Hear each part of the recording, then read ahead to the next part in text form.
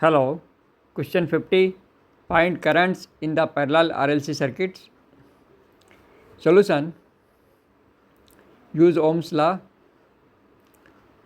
Current I equal to voltage V divided by impedance Z. Admittance Y equal to 1 upon impedance Z.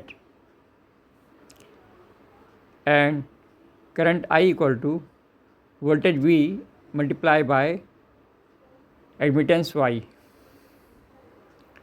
We found here current IR through the resistance is equal to 20 volt and phase angle 90 degree multiplied by 1 upon 10 is equal to 20 phase angle 90 degree multiplied by 1 upon 10 phase angle 0 degree. This is equal to 2 phase angle 90 degree. So IR equal to 2 phase angle 90 degree. Same way IL equal to 2 phase angle 0 degree.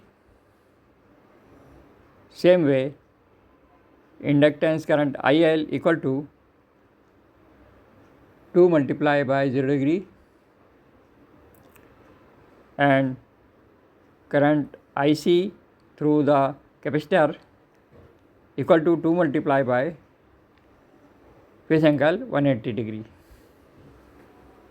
Okay, thank you.